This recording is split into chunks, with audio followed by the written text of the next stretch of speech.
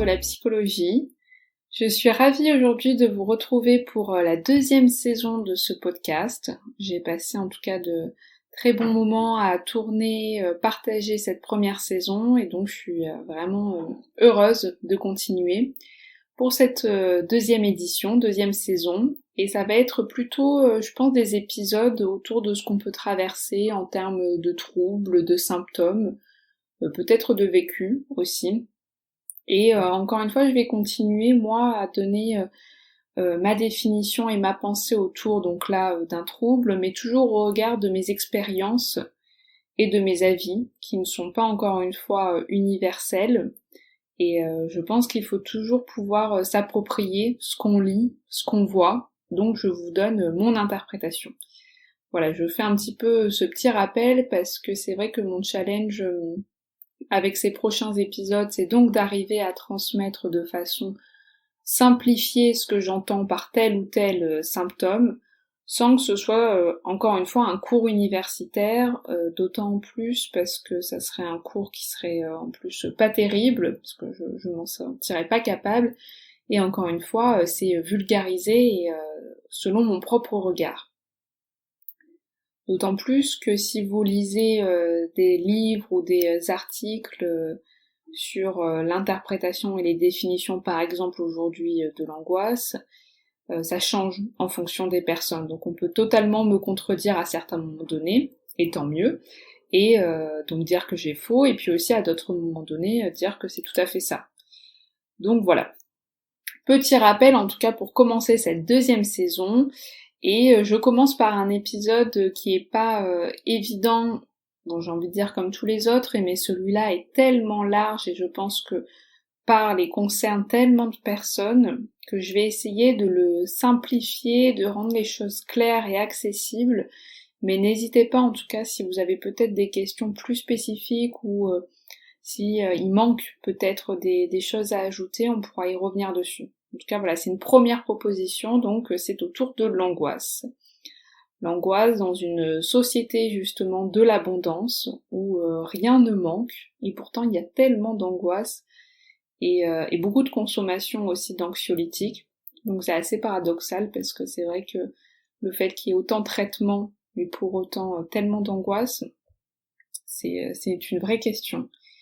Ça a été difficile de préparer cet épisode parce que voilà, encore une fois, il concerne énormément de choses, il y a beaucoup de théories, d'idées, de différences entre plusieurs symptômes. J'ai même dû un petit peu relire à la fin mes cours à la fac pour amener peut-être un peu plus de théorie ou quelque chose de plus précis pour quand même que vous puissiez intégrer et interpréter à votre propre manière les définitions et les interprétations de l'angoisse. Surtout que sans quoi je trouve ça difficile, c'est que l'angoisse a plein de chemins différents. Elle a des expressions qui sont très diverses.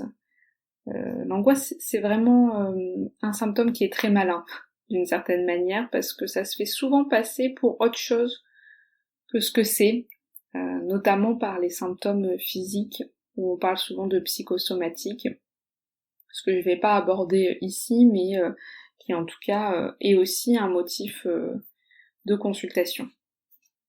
Et l'angoisse en tant que telle, c'est déjà un motif de consultation qui est récurrent, et encore une fois qu'elle soit directe ou que ce soit masqué. Alors, donc tout d'abord, c'est vrai que, encore une fois, pour remettre dans le contexte, il faut vraiment se poser la question autour du diagnostic et du statut de l'angoisse. C'est-à-dire, est-ce que l'angoisse est une maladie? Est-ce que c'est un trouble associé à une maladie? Est-ce que c'est un trait de personnalité? Est-ce que c'est une réaction à quelque chose? L'angoisse est tantôt une cause, tantôt une conséquence dans ce qu'on lit. Et je trouve que ça permet en fait d'éclairer le fait que ça prenne des formes aussi diverses et que personne soit bien d'accord pour la penser. Ça questionne, je trouve, en premier lieu, si l'angoisse vient plutôt du dedans ou du dehors. C'est-à-dire, est-ce que l'angoisse, c'est quelque chose qui se passe à l'extérieur et qui vient provoquer une réaction à l'intérieur, ou est-ce que la réaction est d'abord interne et après elle se fixe sur des choses à l'extérieur? Donc ça c'est un petit peu mon premier point, et moi je vais répondre directement, c'est que l'angoisse est interne. Et vous allez voir que c'est ça qui va définir au fur et à mesure de cet épisode tout ce que représente l'angoisse, et c'est pour ça que je pense que je vais peut-être diviser l'épisode en deux, pour d'abord traiter l'angoisse en tant que telle, d'où elle vient, comment on peut la penser, et en second temps, donc dans une deuxième partie, peut-être plus la mettre en perspective avec d'autres définitions du stress, anxiété, phobie, qui sont donc souvent associées, alors pourtant elles peuvent quand même être distinctes. Alors si vous avez écouté mon podcast sur le symptôme, ce que je vous recommande peut-être pour mieux appréhender les prochains épisodes, et notamment celui-ci, c'est de se dire, est-ce que donc l'angoisse est un symptôme d'une pathologie, donc par exemple la dépression, ou est-ce qu'on peut avoir un symptôme qui masque l'angoisse, qui est donc elle-même la pathologie? Par exemple, en fait, on est triste, mais la pathologie, c'est un trouble anxieux. Vous voyez ce que je veux dire? Donc soit on est angoissé, et en fait ça fait partie de la pathologie de la dépression, soit on est triste, mais en fait la pathologie ça serait par exemple un trouble anxieux. Et selon mon avis, en fait les deux sont justes, et dépendent des personnes et des situations. C'est ça qui je trouve est complexe en psychologie, mais qui rend pour moi cette discipline si passionnante et diverse, c'est qu'il n'y a pas de vérité ancrée. La singularité l'emporte toujours et on n'a pas de feuille de route. Pour moi, l'angoisse, ce qui est important pour savoir justement comment on peut la définir, c'est aussi de voir la comorbidité. Donc vous savez, la comorbidité, c'est-à-dire l'association de plusieurs troubles. Donc ça prouve qu'en fait, même en parlant d'angoisse, il faut toujours, et ça je pense que ça va être un message principal que j'essaye de véhiculer autour des épisodes, regarder en fait ce qui se passe autour. Et c'est pour ça qu'on vient voir souvent un psychologue, en tout cas c'est comme ça moi que je pense l'accueil de quelqu'un qui vient en consultation, c'est qu'est-ce qui se passe autour du principal motif de consultation. Alors souvent c'est vrai qu'on a très envie, et c'est tout à fait normal, on veut vite éliminer l'angoisse. Elle empêche tellement de penser que il faut vite l'éradier. Et donc il y a quand même des traitements qui fonctionnent bien, et ça aide pour les conséquences de l'angoisse, parce que c'est vrai que ça peut être très invalidant, mais ça traite pas souvent les causes. C'est pas thérapeutique les traitements. C'est-à-dire que quand on enlève le traitement, c'est reparti. C'est rare que c'est soigné. C'est pas quelque chose sur le long terme qui atténue les effets. Alors donc, c'est quoi l'angoisse? Alors l'angoisse, ça serait un défaut d'une élaboration psychique. Donc là, j'emploie des mots un petit peu complexes, mais vous allez voir que je vais les décortiquer. C'est-à-dire en fait que, vu qu'il y a certaines choses qui peuvent pas être transformées, être pensées, être compris par soi-même, en fait c'est de l'angoisse qui reste. Ça montre qu'en fait il y a un conflit à l'intérieur. Donc comme vous avez vu dans l'épisode sur le symptôme, c'est donc ce qu'on ressent à l'extérieur, mais qu'il se passe quelque chose qui ne fonctionne pas à l'intérieur. Donc pour l'angoisse, en fait, le conflit, ça concernerait principalement le fait qu'on a certains désirs dans notre vie interne qui sont pas forcément compatibles avec la réalité externe. Donc en permanence, on a une forme de barrage qui nous empêche de faire tout et n'importe quoi. Ça se passe dans la réalité intérieure et ce n'est pas conscient. Donc l'angoisse, c'est un symptôme. C'est quelque chose qui est quand même assez de l'ordre de l'excitation, au sens de quelque chose qui en tout cas déborde par rapport à certains symptômes qui sont justement assez vides en creux. Là, on est en état de tension. C'est un état d'attente de danger, ça c'est ce que dit Freud, mais qu'il soit réel ou pas. L'angoisse, en fait, là où moi je la définis vraiment, c'est tout ce qu'on ne voit pas. C'est-à-dire qu'elle est vraiment difficile à penser, puisque souvent, l'angoisse, on a du mal à en dire quelque chose. Elle n'a pas d'objet, elle n'a pas d'image mentale. On n'est pas angoissé d'un loup, par exemple, quand on se retrouve face à un loup.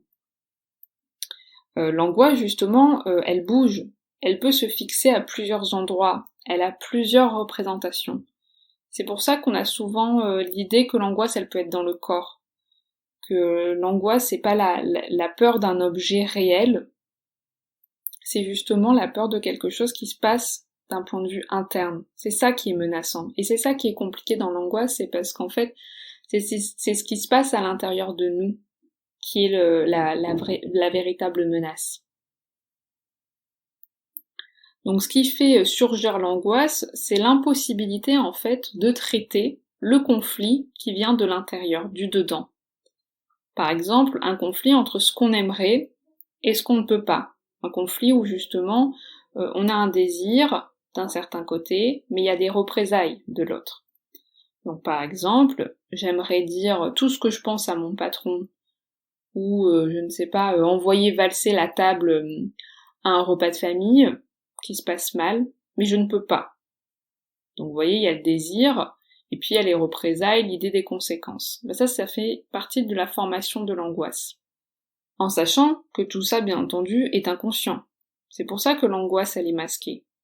On ne peut pas dire à son patron que c'est un con, alors que c'est notre désir, mais on a mal au ventre à chaque fois qu'on a une réunion.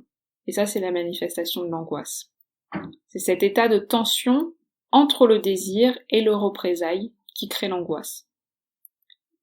Et vous voyez, même quand je vous l'explique, ça paraît peut-être, enfin vous me direz assez flou, mais c'est justement ça en fait la théorie de l'angoisse. C'est-à-dire qu'on n'arrive pas à comprendre ce qui ne fonctionne pas. Il y avait par exemple Annie Bierot qui a écrit sur l'angoisse et elle dit que l'angoisse c'est quand on est dans l'impossibilité de se représenter notre conflit. Le fait qu'on n'arrive pas à comprendre le conflit, c'est ça l'angoisse. Pour donner aussi un autre exemple de comment moi je l'entends, vous savez, ça peut être cette forme de malaise que vous avez déjà ressenti, une boule au ventre, les épaules tendues, ou le fait de ne pas se sentir bien, de sentir qu'on est en difficulté, on n'a pas un bon ressenti, mais on ne peut pas vraiment mettre des mots dessus, l'expliquer. Je sais pas si vous voyez cette sensation. D'ailleurs, des fois, quand on ressent ça, sans s'en rendre compte, on désigne un objet à l'extérieur comme le coupable de ce qui nous fait ressentir ça. Donc on s'en défend en se disant, je sais pas, on a ce sentiment de malaise et puis d'un coup on voit qu'il y a quelque chose qui traîne dans notre maison et puis on dit ah bah voilà, les enfants ils ont encore une fois pas rangé tout ce qui se passe, il y a du bordel de partout, on devient agressif et hop, on a fait que ce qui se passait à l'intérieur de nous, ça a pris place à l'extérieur. Et c'est une défense, c'est tout à fait normal. Et donc vous pouvez d'un coup attraper vos gosses qui passent et vous énerver et ça a été très bien masqué et c'est le but de l'angoisse. Donc on pense qu'on est en colère mais en fait de base on était angoissé. Là où je veux en venir, et c'est ça qui est important, c'est qu'en fait quand vous pensez savoir exactement ce sur quoi vous êtes angoissé, en réalité c'est pas de l'angoisse du coup, c'est une peur, c'est de l'anxiété. Je donnerai la différence donc entre tous ces termes dans le prochain épisode. Et bien entendu, on emploie souvent l'angoisse dans le vocabulaire courant, mais moi je dis oh là là, je suis angoissée. Si j'ai, je sais pas, par exemple, une présentation importante en réunion, mais en réalité ce n'est pas de l'angoisse. Parce que justement, là j'ai une crainte de quelque chose de réel, la réunion qui se passe à un moment donné, j'anticipe ce qui va se passer, je peux y penser avant, une fois que c'est passé, c'est terminé.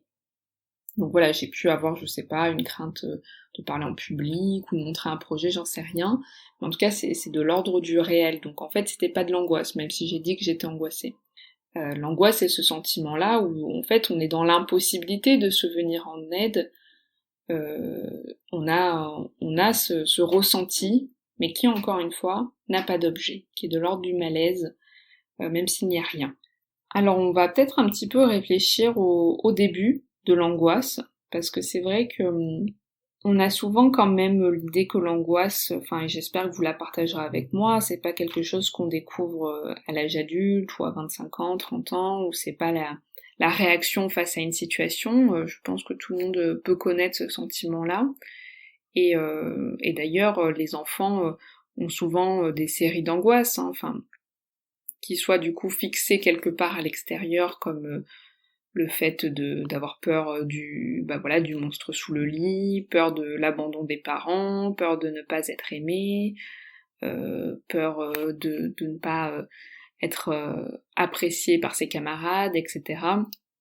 Et ce sont des étapes de vie qu'on est obligé de vivre, mais parfois, je pense que ça se traite pas bien, et que des fois il reste justement un fond de ces peurs qui peuvent plus tard en fait être de l'angoisse.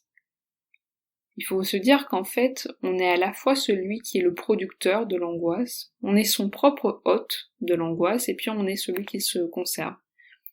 Donc c'est pour ça qu'on dit que l'enfant a des séries d'angoisse petits.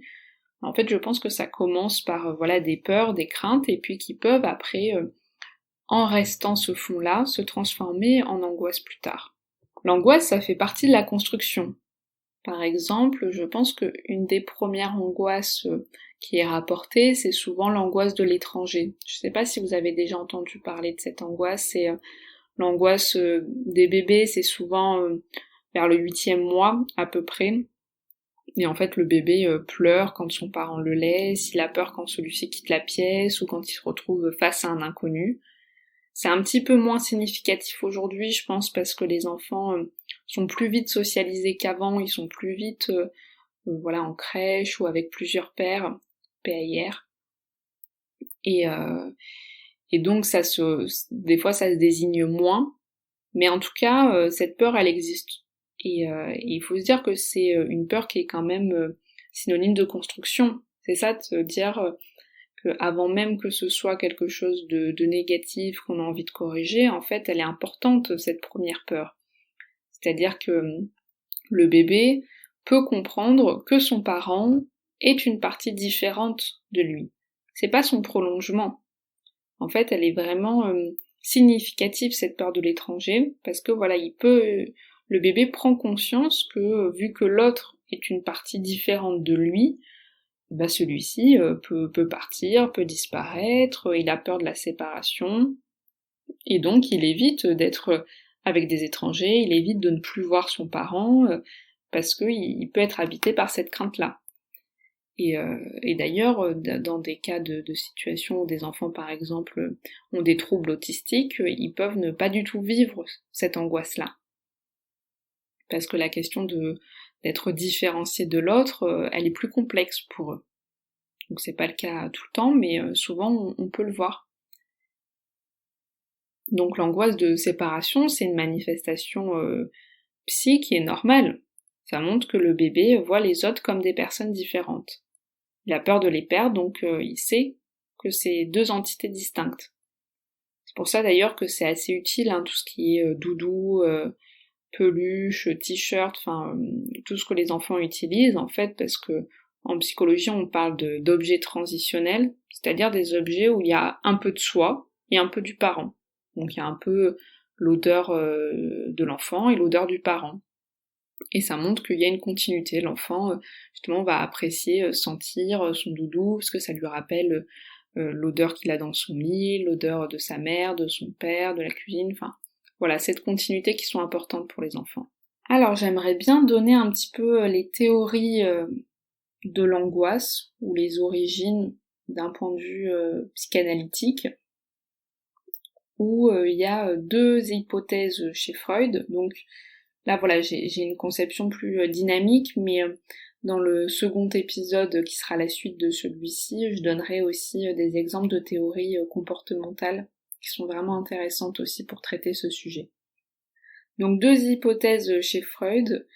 Je vous invite vivement à lire et à décortiquer, si ça vous intéresse, ce qu'il a écrit ou ce que après les autres ont pu écrire en réaction à ces hypothèses-là, parce que là vraiment je vais les bâcler d'une certaine manière, parce que je vais les simplifier au maximum, en sachant que celles-ci méritent d'être vraiment lues et compris attentivement. Mais c'est pour vous faire un petit peu une feuille de route.